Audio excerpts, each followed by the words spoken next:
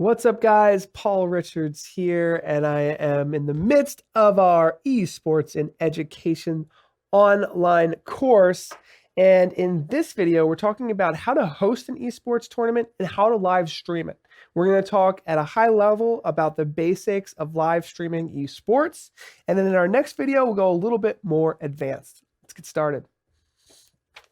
So excited about this. This is one of my passion areas, how to live stream esports tournaments. We live streamed an awesome esports tournament at the StreamGeeks Summit in New York City in 2019. It was so much fun. We had students from local high schools competing in the tournament, but also running all of the live streaming gear. Before we get started, let me show you where we are in this course on the whiteboard, and then we'll jump into it. Okay. So we've covered the history of video games, the history of esports, the history of the study of video games, the top esports tournaments, college level esports tournaments, starting an esports program, and now we're talking about live streaming esports tournaments. I just realized I do need to add one more to this list, which is getting the most educational value. Educational value from video games. And I forgot to add that on this list, but there it is. We'll do that in our next video. But right now, high level, how do we live stream an esports tournament, host an esports tournament? Why are we even doing it? And some tips on how to get it done. Now, when we're live streaming an esports tournament, why are we even doing this? Well, it's an amazing opportunity to create that common ground that we've been talking about, to create a space where video gamers can leave their homes, maybe that kind of screen, eyes on the screen space, to a shared environment where, we're out of our bubble. We're starting to meet other people. We're starting to get into a community, push our culture forward. And there's an entire chapter on hosting an esports tournament. While parents may think of video games as a solo activity, there's a lot of reasons why, kids need to get together and play together so that they can learn from each other. They can have that kind of non-verbal communication. And video games are far from a solo sport, okay? These are team-based sports. Teams are coming together.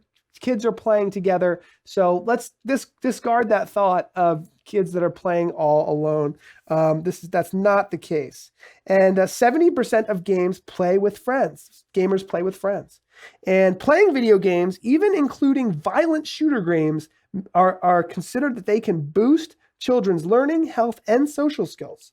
Even though many parents worry about gaming as a sport, that it lacks that team-based community building aspects of traditional sports, parents can still reminisce, obviously, about the way baseball used to be or a baseball field, but this concern is quite valid, and the lack of in-person, community-based get-togethers for video gamers could lead to what some experts call social synthetic autism. And so we really do need to get kids together to play video games, to normalize it.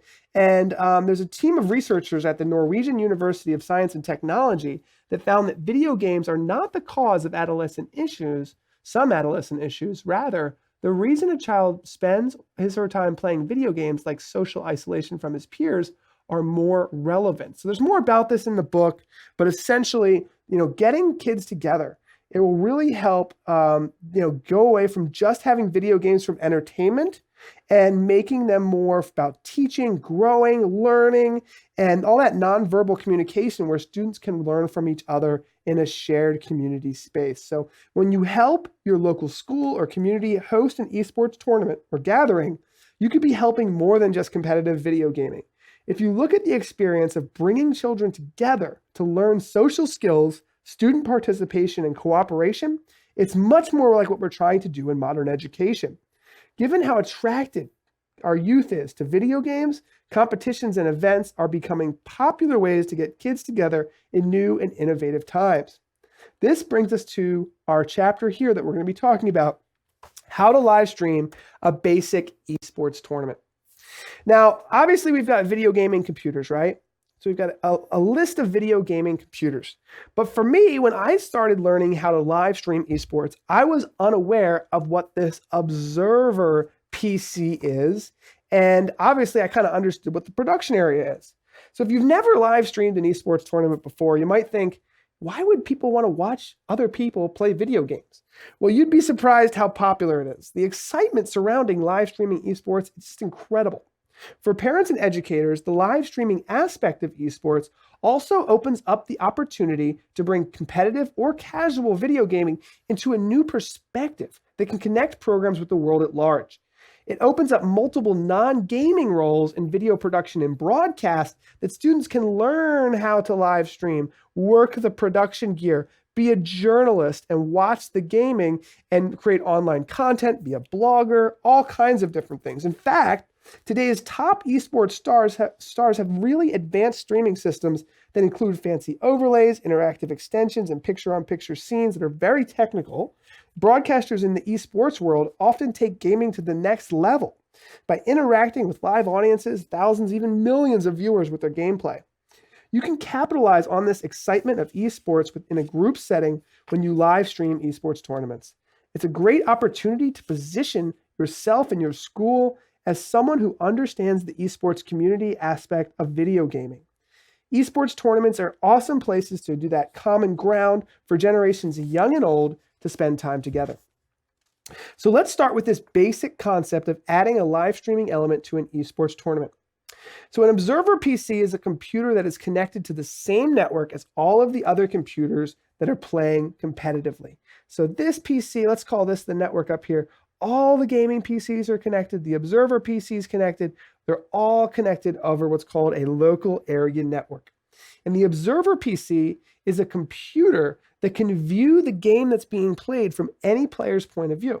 So during a Rocket League tournament, for example, like we did at the 2019 StreamGeeks Summit, this computer would show sweeping camera views of players who are closest to the action. This observer PC is usually watched by a play-by-play announcer, or in, I'll put PBP, or what a lot of people call them are shoutcasters in esports. This video output from the observer PC can also be captured into the video production area or video production computer, okay, that has a camera and an audio system that is used to capture the play-by-play announcer. So now we're talking about on-camera talent, right? Maybe we have one or two people on camera. We have a play-by-play announcer who's learning how to be an announcer, which is an important role. We have journalists. We have a camera operator who's operating the camera. We've got an audio engineer, right, who's listening to the audio. We've got a production person who's involved. Now we've got 5, 6, 7 student roles who are non-gaming roles that are somehow involved with esports, which is really exciting. So I should mention that the observer PC a lot of times is connected to a big television or projector so that other people in the audience can get a really good view of what's going on without having to look over the shoulders of all of those gaming computers. So how do we capture that observer PC, bring it into the production so that we can live stream it, and also be able to show it up on a projector or a large area? Well, we can use an HDMI capture card, and this is the most basic way to do it. In our next video, we'll talk about a lot more advanced, more complex, but more powerful way to do it. This is a very simple way to capture the video and then still be able to show it on a monitor or projector. So here's the observer PC computer. And obviously it has an HDMI output. Well, it might have multiple HDMI outputs, to be honest, but we take that one HDMI output and we connect it to an HDMI Pro Capture card. Now this Pro Capture card can pass through, we call it a loop through HDMI to a monitor. This could be an LCD, it could be a projector, pass it through to whatever we're showing the screen on, but it also outputs a USB 3.0 connection to your computer production PC, which would be using live streaming software like vMix or Wirecast or OBS or anything like that. So then you've got the video output of this observer PC into your production PC without interrupting the flow of HDMI to your monitor that might be being used by the play-by-play announcers or on a giant projector for everyone to see. So we've captured the video that is essentially showing everything going on in the esports tournament. Now, once we've captured that, we can show that in our live stream. Now, this is what we're showing here is a picture-in-picture. This is very popular to have a picture-in-picture setup here. And as you can see, we've got this very popular picture-in-picture setup where there's one video captured by the camera. If you remember that, we'll go back one slide just to show that. This is that camera, right? So we've got this camera in the production PC. That's this camera here. It's really just small because people really want to see that gameplay from that observer PC. So we're mixing basically two video sources into one. And then this audio source is got that microphone there. And then this observer PC has maybe some audio that's coming in from the gameplay. And we do want to mix those two together. And that's the job of the audio engineer. So not only are we creating multiple really great non-gaming, non-athlete jobs that are real careers in the broadcast and streaming industry, which is a really booming industry for students to get involved in, but also we're creating a really easy way for people to join in, watch, and stream this. And I also want to take a quick note to mention how important it is for this video to be captured and streamed. Students who are really good cyber athletes who are doing awesome jobs in esports, well, by having their tournaments and gameplay captured, now they can be picked up by scouts who are just as big as the MLB, right?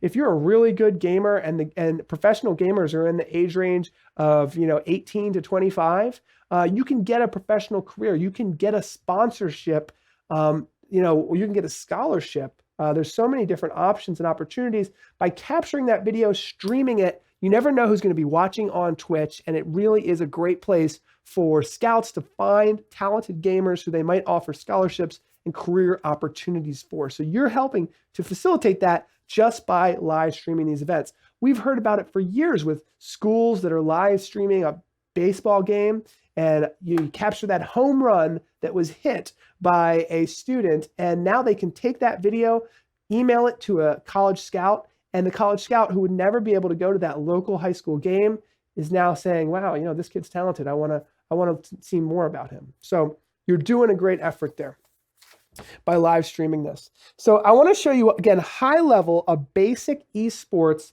local area network setup. Now, in the next video, we're going to be looking at this in a lot more detail. So don't worry if, this looks a little bit complicated. It's totally okay. So in your production software, just from a high level, you're going to have three main inputs. You're going to have that camera that we talked about, right? You're going to have that audio, and you're going to have that capture from the observer PC. So you got those three sources, right?